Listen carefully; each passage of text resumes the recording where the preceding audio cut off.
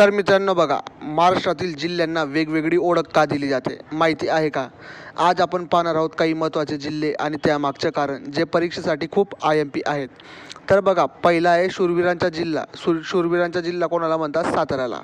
सातारा जिल्हा हा मराठा साम्राज्याचा केंद्रबिंदू होता.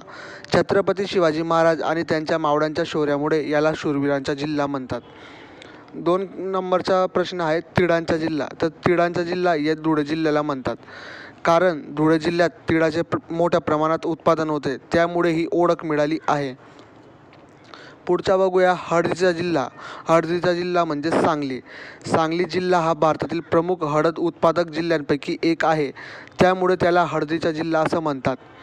चौथ्या क्रमांकाचा आहे रेशीम जिल्हा. रेशीम जिल्हा जालना जिल्ह्याला म्हणतात. जालन्यामध्ये रेशीम उद्योग विकसित झाला आहे, त्यामुळे हा रेशीम जिल्हा म्हणून ओळखला जातो. 5व्या क्रमांकाचा प्रश्न कापसाचा जिल्हा यवतमाळ. बघा, यवतमाळ हा विदर्भातील प्रमुख कापूस उत्पादक जिल्हा आहे. बघा मित्रांनो, हे प्रश्न जे पोलीस भरतीला व कोणत्याही इतर स्पर्धा परीक्षेला पडू शकतात, त्यामुळे हे तुमचं पाठ पाहिजे, म्हणजे कसं तुमच्या परीक्षेला 1 मार्क जाणार नाही. प्रश्न क्रमांक 6 दुधाचा भंडार म्हणजे धुळे. धुळे जिल्ह्यात दूध व्यवसाय मोठ्या प्रमाणात केला जातो, म्हणून त्याला दुधाचा भंडार असं म्हणतात. 7व्या क्रमांकाचा प्रश्न संस्कृत कवीचा जिल्हा. बघा, प्रश्न युनिक आहे. संस्कृत कवीचा जिल्हा म्हणजे नांदेड. नांदेड हा संस्कृत साहित्याशी संबंधित ऐतिहासिक वारसा असलेला जिल्हा आहे. प्रश्न क्रमांक 8वा हा प्रश्नही देखील IMP आहे. समाजसेवकांचा जिल्हा म्हणजे रत्नागिरी. रत्नागिरी जिल्ह्यात अनेक समाजसेवक आणि सुधारक जन्माला आले आहेत, तर त्यांचे नाव काय काय आहेत हे मला कमेंटमध्ये नक्की सांगा.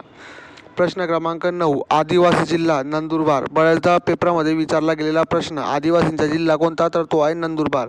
तर नंदुरबारमध्ये आदिवासी लोकसंख्या मोठ्या प्रमाणात आहे. प्रश्न क्रमांक 10वा कुस्तीगीरांचा जिल्हा कोल्हापूर. कोल्हापूर हा पारंपरिक कुस्ती मल्लयुद्धसाठी प्रसिद्ध आहे. बघा, 11वा प्रश्न गोंड राज्याचा जिल्हा म्हणजे चंद्रपूर.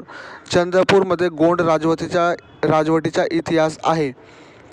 प्रश्न क्रमांक 12वा तांदळाचा कोठार म्हणजेच रायगड. बघा, तांदळाचे कोठार कशाला म्हटले? तर रायगड जिल्ह्याला म्हटलं आहे. रायगड जिल्ह्यात भाताचे उत्पादन मोठ्या प्रमाणात होते. बघा, पुढचा आहे तसाच ज्वारीचा कोठार म्हणजे सोलापूर. सोलापूर जिल्हा ज्वारी उत्पादनासाठी प्रसिद्ध आहे. प्रश्न क्रमांक 14वा गुळाच्या बाजारपेठेचा जिल्हा. तर तो आहे कोल्हापूर. बघा, कोल्हापूर गुळाच्या व्यापारासाठी संपूर्ण महाराष्ट्रात प्रसिद्ध आहे. प्रश्न क्रमांक 15वा द्राक्षांचा जिल्हा. हे तर बऱ्याच लोकांना माहिती आहे. द्राक्षांचा जिल्हा नाशिक जिल्ह्याला म्हटलं जातं. नाशिक भारतातील वाईन कॅपिटल म्हणून ओळखले जाते. प्रश्न क्रमांक 16वा व शेवटचा प्रश्न मुंबईचा गवडीवाडा. बघा, मुंबईचा गवडीवाडा म्हणजे नाशिक. नाशिकमधून मुंबईला मोठ्या प्रमाणात दूध पुरवठा होतो, म्हणून त्याला मुंबईचा गवडीवाडा असं म्हणतात. तर मित्रांनो, असेच अजून GKचे व्हिडिओ पाहण्यासाठी चॅनलला सबस्क्राईब करा आणि कमेंटमध्ये सांगा तुम्हाला कोणता जिल्हा सर्वात इंटरेस्टिंग वाटला. अजून कोणत्या जिल्ह्याला काय म्हणतात हेही देखील कमेंटमध्ये सांगा. तर भेटूया पुढच्या व्हिडिओमध्ये. तोपर्यंत बाय.